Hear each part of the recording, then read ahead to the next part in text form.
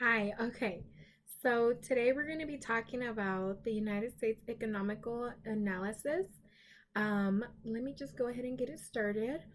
Um, I want to introduce myself. I'm Celine Rodriguez, and so in this presentation about United States Economical Analysis, I'm going to be talking about the years reflecting so much more of 2020 to 2021.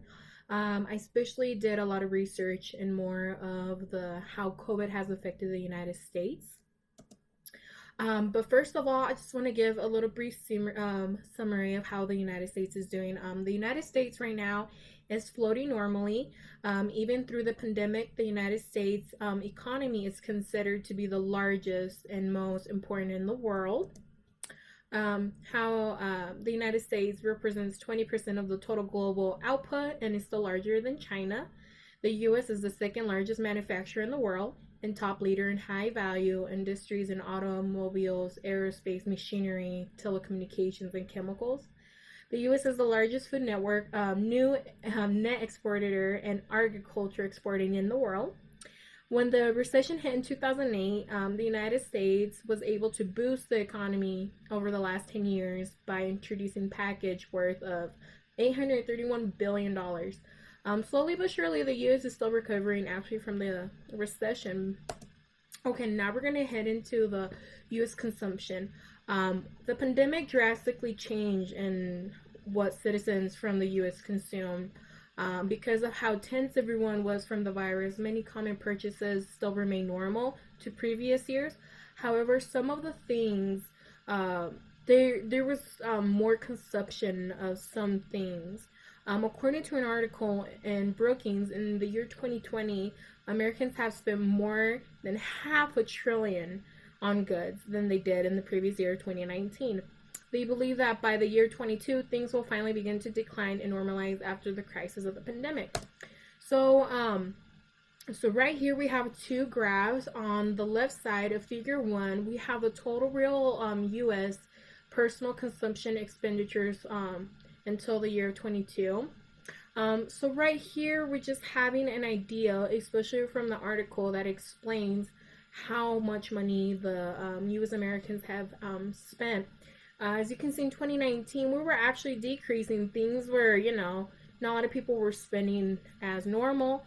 But then once we hit 2020 and we're going on to 21, we just kind of skyrocketed, right? We just hit a little boost. And then by the year 21, the prediction is that from 21 into the near future, 2032, people are going to spend a lot of money. They're going to consume more.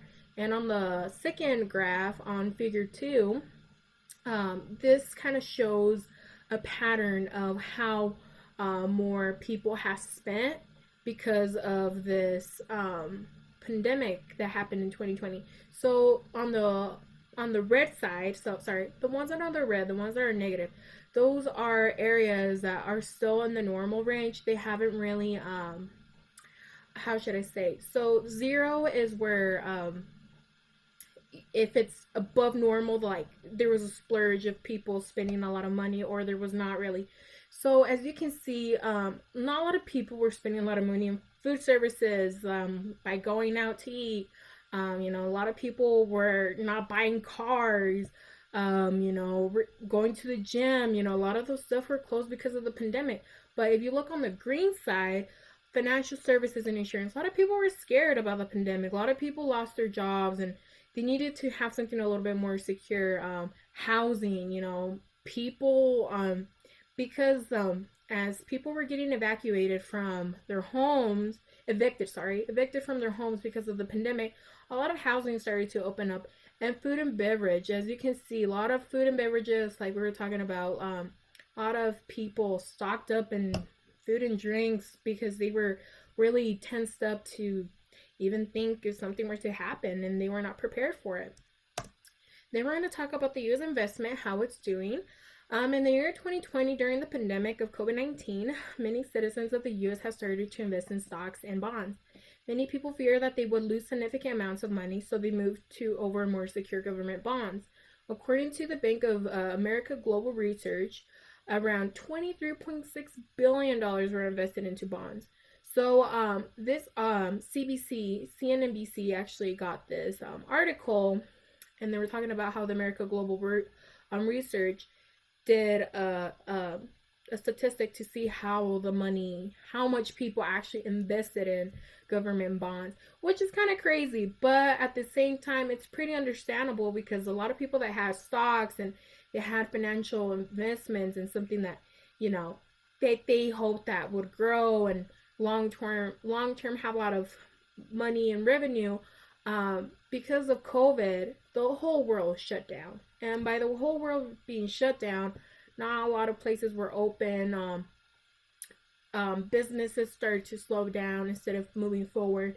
So a lot of Americans invested their money in government bonds, which is one of the most secure things. And as you can see, in the year 2020, $23.6 billion were into government bonds. U.S. government spending. In the year of 2020, the United States has spent $1.73 trillion in response to COVID-19. As much as the U.S. tries to be lower than spending below 20% of the GDP, it is increasing and decreasing at the same time. However, the pandemic increased the GDP spending, making it U.S. deficit spending. 2/3 of the federal spending go toward paying benefits required by Social Security. Every year, more money is spent, more increasing nation's debt. So, because of COVID, the United States, had to help its own people out. A lot of people had no jobs. A lot of people lost their homes, lost their jobs, lost their cars, didn't have money to even pay the rent or pay for food. So, because of that happened, there was an increase of how the U.S. federal was spending its money.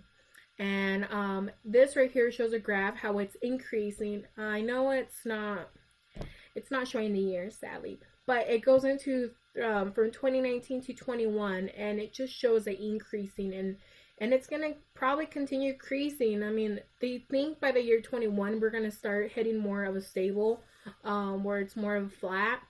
But in all personal opinion, I think it's going to increase just because with COVID, there's a lot of uncertainty and a lot of people need money, to live. And I think the U.S. federal money is going to be spending more. And right here, we can just have an ideal projection of how it's going to be.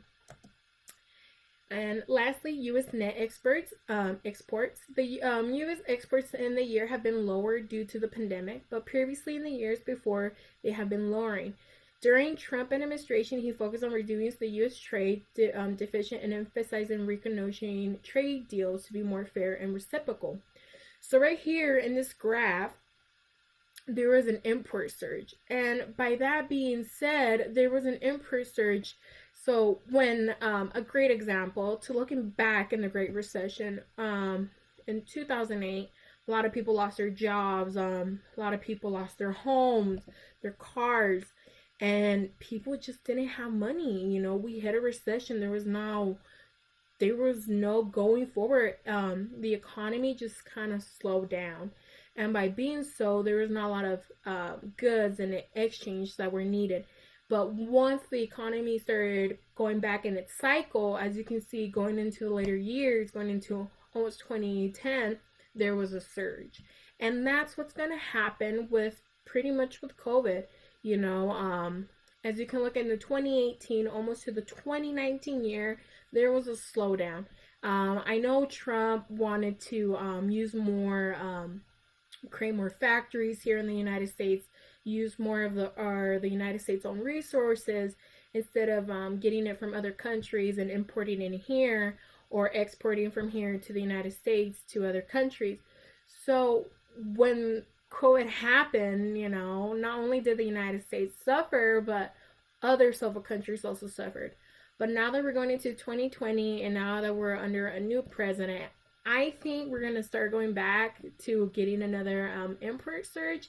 Just, the exports are just, it's those things that they just kind of come and go. And I think once,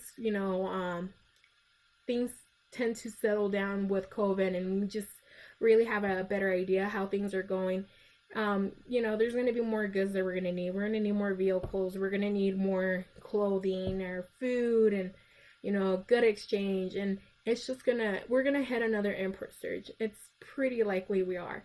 And then eventually we're just gonna go back to being in the middle or being normally how we usually are in the previous years. And I think that is it. Yep, we have my reference sheet right there. And that is all. Thank you so much. I appreciate it.